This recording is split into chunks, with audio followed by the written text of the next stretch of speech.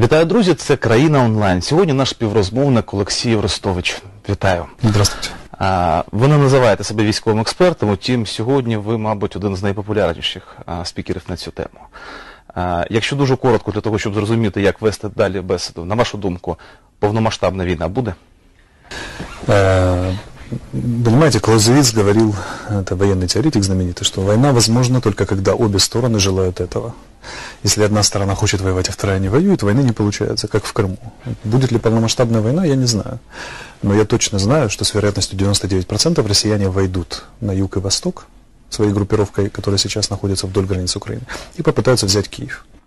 Скільки в нас залишається часу? На які дати це може бути? На считанные дни идет срок. Они, по последним данным, они перебрасывают к границам Украины, там, где группировка их стоит, перебрасывают пункты боевого управления и разворачивают медицинские госпиталя. Да? Это означает последнюю стадию приготовления к военному конфликту. А знаменитая Таманская и Кандемировская дивизии, которые пошли, это уже второй эшелон. Первый уже готов, значит. До речі, це був, якщо не помиляюсь, головним аргументом, що вторгнення не буде повномасштабного під час перших навчань в Росії, що не було саме медичної служби. Це точно елемент останніх підготовчих моментів? Чи все ж таки це може бути тренування медичне? Тобто якісь хоч варіанти є? Это развертывание. Есть набор так называемых разведпризнаков. Вот это последний разведпризнак перед развязыванием военной агрессии. Вывод к районам непосредственного действия, боевых пунктов боевого управления и медиков. Що стосується розвідки, нещодавно розвідка США повідомила про чисельні підготування, про можливі плани вторгнення, у тому числі в країни Прибалтики. На вашу думку, це такий елемент набату для того, щоб підіймати європейське суспільство, чи все ж таки натяк нам, щоб ми могли використовувати цю інформацію, адже її можна було робити не публічно? Не нужно намеков. Главное управление разведки Министерства обороны, СБУ и так далее, все это прекрасно знают лучше, чем американцы.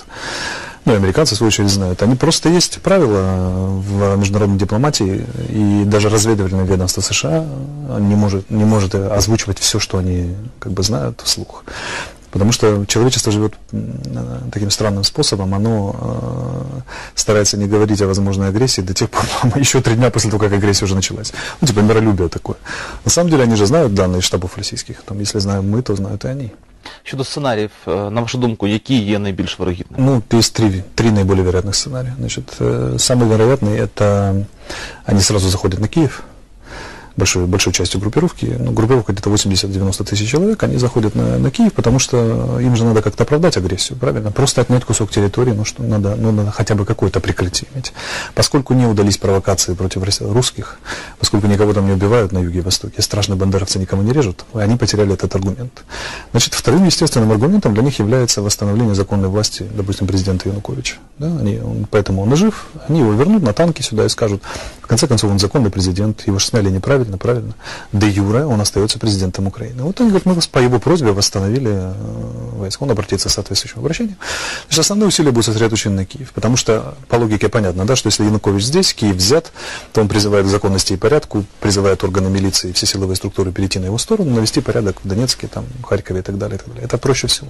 И это будет сделано. Второй момент, ну, при этом одновременно, конечно, безусловно, они будут через Приднестровье заходить на Одессу по одной простой причине. Это вторая военно-морская база Украины после потери. Там не дуже багато військових в Приднестровье. Много и не надо. Весь этот план абсолютно авантюрный. Они создали где-то 90-тысячную группировку, там, 90-100. И для этого им понадобилось вывести из пункта постоянной дислокации все сухопутные силы Российской Федерации. Они даже с китайской границы, из Ямало-Ненецкого автономного округа забирали. То их так багато насправді. Их 220 тысяч сухопутных войск, это со всеми коптерщиками, интендантами, обслуживающим персоналом и так далее, и так далее. А если боевые части брать, то они все на границах Украины и в Крыму. Все без исключения, там остались считанные... До речі, значна кількість найбільш професійних, ну хоча б все, що боєспособно, все здесь. Знаходиться в Криму. Кажуть, що немає можливості їх дуже оперативно використовувати, адже ну не настільки не готова українська армія, щоб випустити їх з Криму. Они же рассчитывают на отсутствие сопротивления. Вы поймите, план авантюрный. Советскому Союзу, чтобы взять у Германии и Украину, понадобилось создать 4 украинских фронта. Как бы, да, ну, мы можем даже посчитать. Но 100 тысяч взять юг и восток и Киев, это где-то 6-7 крупных областных центров по миллиону, да, плюс область. Плюс надо коммуникации охранять, плюс надо иметь резерв для оперативного реагирования, допустим, на действия украинской армии. Но вот выходит где-то по 10 тысяч, даже меньше, на город. Что такое 10 тысяч войска на миллионный город? Это исчезающая малая величина. Вот силовиков было в период обострения ситуации на Майдане было около 30 тысяч в правительственном квартале. Их кто-нибудь замечал за пределами правительственного квартала? То же самое будет и здесь. Теперь представьте, взяли Киев, им надо держать Печерские холмы, им надо разогнать Майдан, плюс надо оставить коммуникации возле мостов, соединить правый и левый берег. Плюс надо держать аэродром, все основные аэропорты, надо держать речной порт, надо держать основные перекрестки улицы, они просто растворятся. А что такое в миллионном? Вот представьте, нас с вами выбрасывают на блокпост куда-нибудь в Омск или Екатеринбург, где мы с вами ни разу не были. Но даже не так, даже в Словакию, потому что россияне не понимают украинского языка. Это нам кажется, что русский и украинский очень, потому что мы здесь выросли. Для них это чужой язык. Я по себе помню, я приехал из Германии, да, 12-летним пацаном в Киев, и я ходил и не понимал, що таке прання білизни. Взагалі не розумів. Це як білоруська мова сьогодні, яка начебто дуже схожа. Да, поэтому, вот нас с вами выбросили, мы стоим где-нибудь на Ленинградской площади с вами на блокпосту, но у нас 6 БМП и 2 взвода солдат, и полевая кухня дымится. И вот нас обстреляли где-нибудь из двора. Что мы будем делать? Бежать в этот двор? На верную смерть? Мы же не знаем этого двора, не знаем, что нас ждет. Мы не ориентируемся в этих улицах, мы не читаем эти надписи. Люди говорят на языке, даже если мы перехватываем радиостанцию, которая нам непонятен. Они попадают в очень сложную обстановку. Это значит, что они рассчитывают только на одно, на немедленное увеличение численности после перехода границ.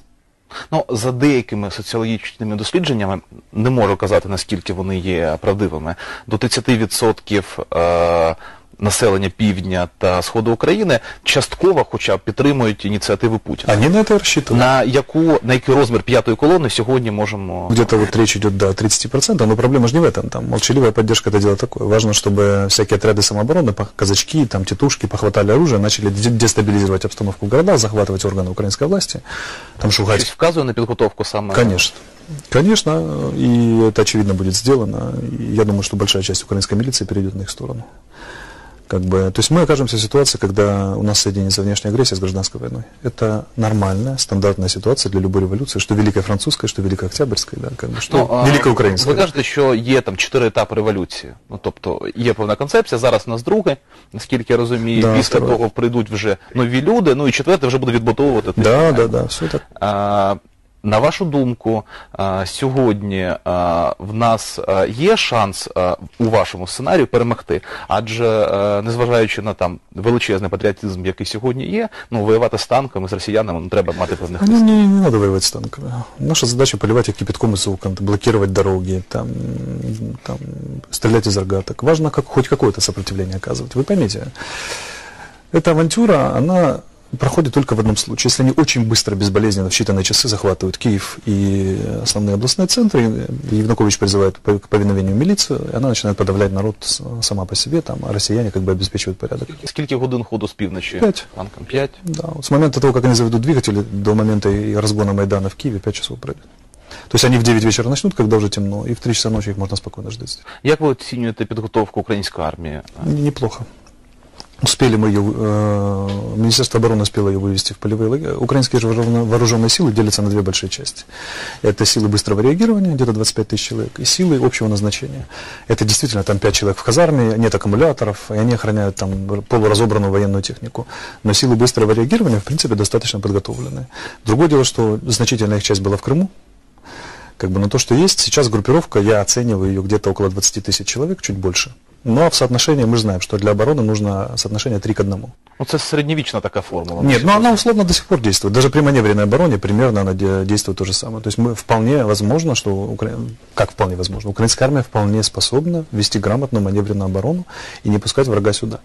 Но если народ ей будет помогать, то мы не только имеем шансы на отбиться, мы еще имеем шансы на военную победу, потому что, не забывайте, подключится Запад обязательно. Перемогу на территории Украины? На территории Украины. В певной перспективе украинские танки будут на Червоній площади? Тут момент какой, что это зависит от того, как народ будет сопротивляться. Если минимальное сопротивление, вот даже как чехи его оказывали, да? Армия не стреляла чешская, но люди перегораживали там, своими машинами, ложились под танки, заявляли решительный протест, не кормили, бойкотировали оккупантов и так далее, и так далее. План Путина проваливается. Мы отстоим значительные части территории украинской, да, Киев отстоим таким образом, ну и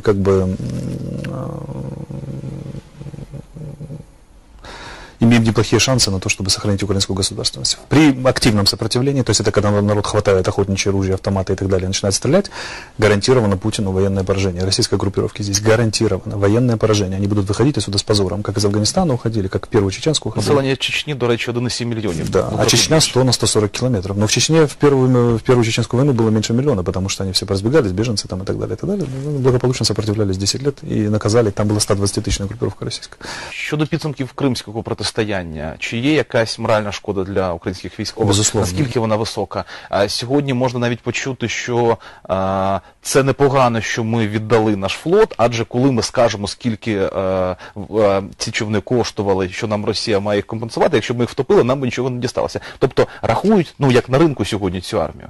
На вашу думку, як слід себе було поводити в Криму і які наслідки через те, що вийшло саме так? Ну, как надо было бы себя вести? Вести надо было очень просто. Надо было сразу закрывать воздушное пространство, не допускать переброски воздуха, и морское, по воздуху и по морю. Кроме этого, надо было выводить немедленно наши части из пунктов постоянной дислокации и совместно с крымскими татарами блокировать российские части под ту же риторику. Раз неизвестные зеленые человечки без опознавательных знаков тут творят, что попало, то давайте мы вас будем прикрывать, наши российские братья, чтобы с вами ничего не случилось. А то неизвестные террористы бродят. Вот мы берем, украинские части окружают. То же самое, что они сделали с нами, надо было делать нами с ними. Какие нам с ними. Моральные? Ну, пьем полную чашу поражения, это неизбежный этап второй революции. Помните, что было с Францией? Ее растерзали на всякую. Я вообще удивлен, что на Украину только Россия напала. Потому что, как бы, в Дорме это должно было быть 5-6 стран, которые хотят отхватить кусок украинской территории, пользуясь ее слабостью. Но, Республика Беларусь більш-менш стримано реагует? Нет, есть данные, что сначала батько упирался, а теперь уже 2 недели белорусские военные принимают очень активное участие в военном планировании совместного нападения на Украину. И это естественно. Я бы на месте белорусов сразу, вернее, россиян и белорусов сразу бы заходил на Ровно, отсекал бы западные области и возможную помощь со стороны Европы от Киева. Да? То есть на Ровенскую АЭС наносил удар и так далее, и так далее. Отсекал Киев от возможной помощи Запада. Это можно сделать только з допомогою Білорусі. Щодо світової реакції, якщо будуть вже такі досить активні військові дії, Захід буде реагувати? Наша задача продержаться 3-4 дня. Дело в том, что, и это мы вполне можем сделать, потом Запад активно включится, пройдет первый шок, там коллективные органы, принятие решений, они не очень быстро отреагируют, но они соберутся, закрутят вентиль экономических санкций, пойдет военная помощь активная и так далее, и так далее. То же самое, что было с Хорватией, когда, например, ее атаковала Югославская народная армия. Они 3 дня или 4 отстреливались винтовками, да, этими охотничьими ружьями, да, и поливали их кипятком.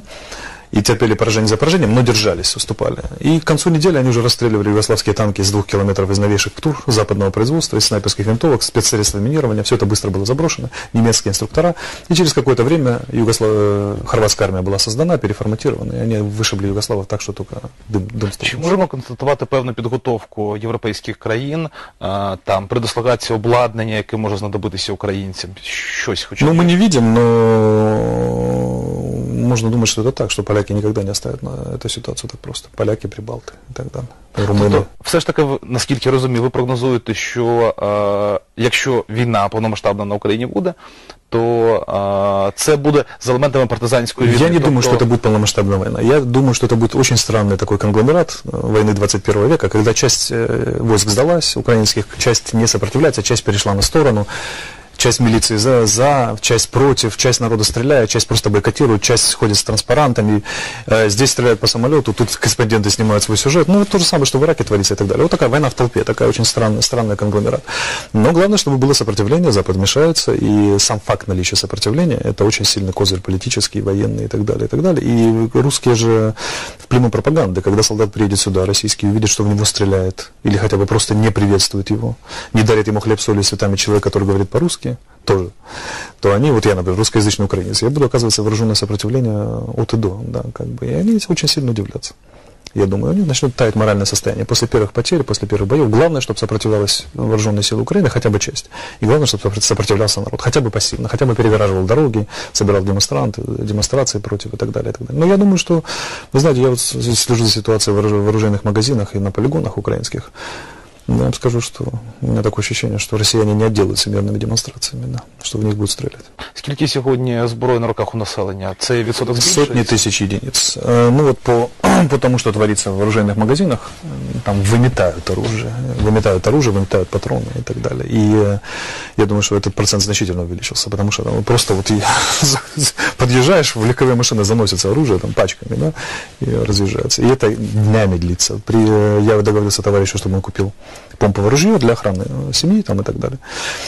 И уже не смогли купить, уже продали.